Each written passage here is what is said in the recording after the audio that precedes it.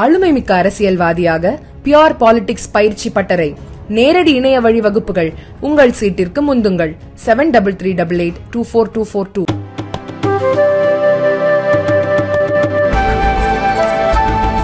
100 கோடி ரூபாய் மதிப்பிலான நிலத்தை அபகரிக்க முயன்ற வழக்கில் அதிமுக முன்னாள் அமைச்சர் எம்.ஆர். விஜயபாஸ்கரின் சகோதரர் சேகரை சிபிசிஐடி போலீசார் கைது செய்துள்ளனர்.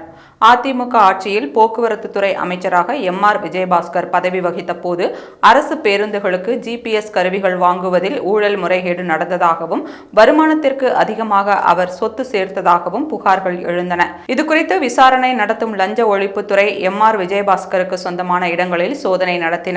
மேலும் கரூரை சேர்ந்த பிரகாஷ் என்பவருக்கு சொந்தமான 100 கோடி ரூபாய் மதிப்பிலான நிலத்தை அபகரிக்க முயன்றதாக எம்.ஆர். விஜயபாஸ்கர் உள்ளிட்டோர் மீது வழக்கு தொடரப்பட்டது.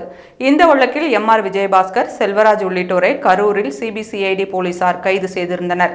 திருச்சி சிறையில் அடைக்கப்பட்டிருந்த விஜயபாஸ்கர் நிபந்தனை ஜாமீனில் வெளியே வந்தார். இதற்கிடையே விஜயபாஸ்கரின் சகோதரர் சேகர் தாக்கல் செய்த முன்ஜாமீன் மனுவை சென்னை உயர்நீதிமன்றம் தள்ளுபடி செய்தது.